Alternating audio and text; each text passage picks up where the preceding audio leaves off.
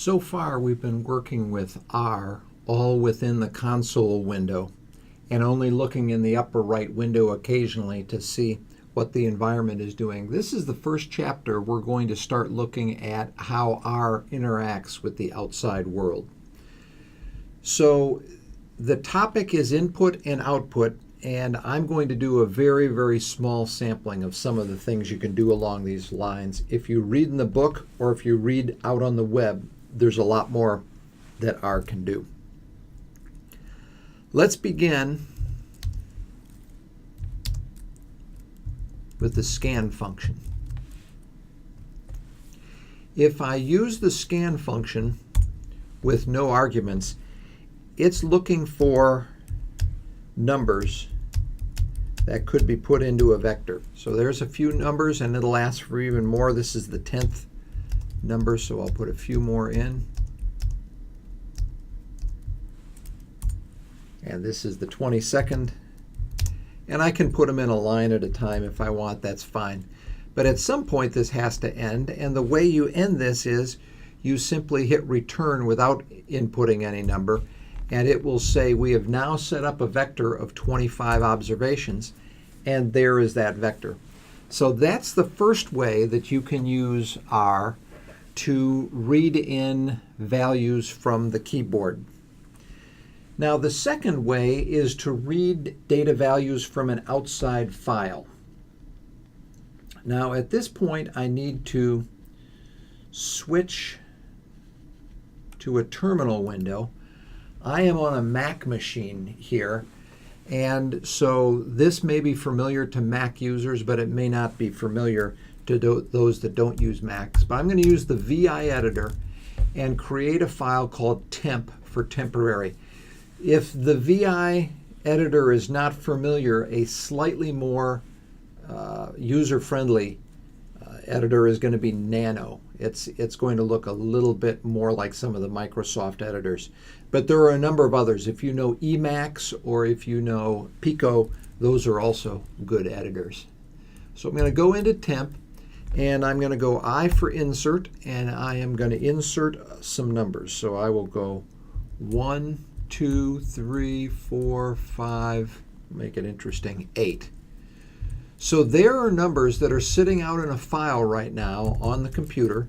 So if I type ls, there are the files that are in the main directory.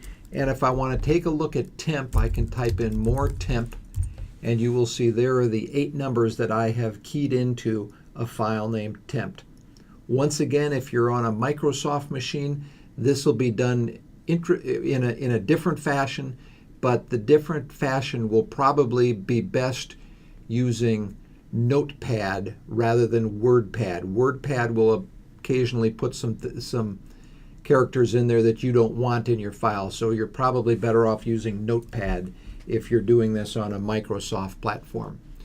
So here are the 6 numbers that are in this file named temp.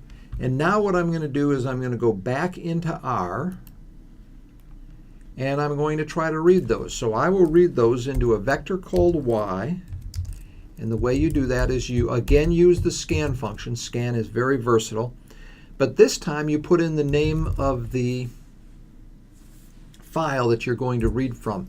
And this looks promising because it did read in 6 items from the outside, and you can see up in this upper right-hand window those items are 1, 2, 3, 4, 5, and 8. You do have to be a little bit careful here to make sure that you are putting those data values in a file that is in the same directory that you launched R from. If you're putting them in a different directory, then you'll have to use the setwd command.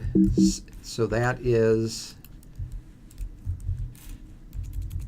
setwd, and what that stands for is set working directory. I won't do that here because that's going to be different on the various types of machines, but that's how you can get to the correct directory to get to the file that's of interest.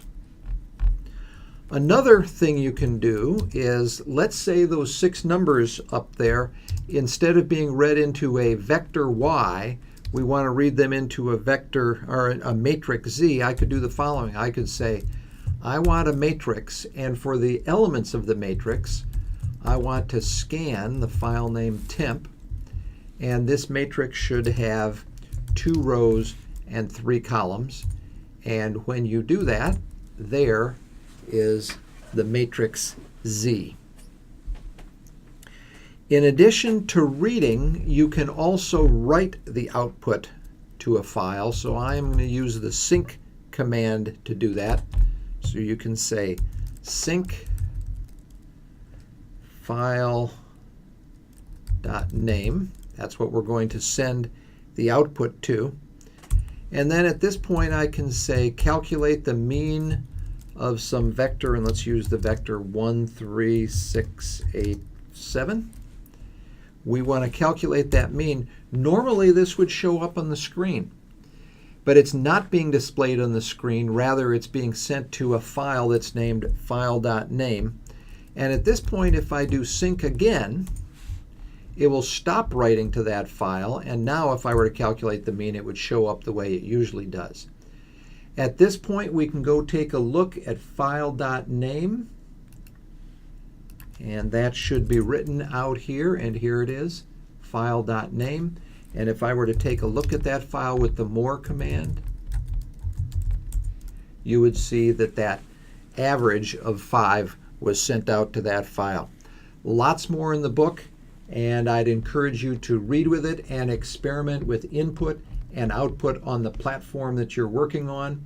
One last thing, you can put a URL into the scan function. So for example, if you type source and then you put some URL in here, it can actually go out to a website and it will pull in the data, and I use source, I should not have. You could put a scan in here and it will go out and it will pull in whatever data is out on that particular website. Another one which is useful is the source command, and let me put that in here. What you can do in this case is you can put some statements out in a file, and I will create a file here named temp, this time all in caps. So what that means is when I go back to here, if I were to create a file named temp,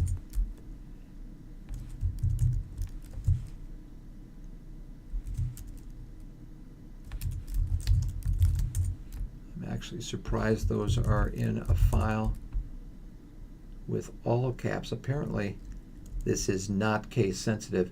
I'll choose another file here. I will call a VI a file named input. And this file named input, what I'm going to do is I'm going to do some calculations in R. So for example, I might set x equal to the vector 1, 2, 8, and calculate the mean of x, and also print the standard deviation of x. That's enough right there. And we have created that file called input. And now when we go back into R and we source the file named input,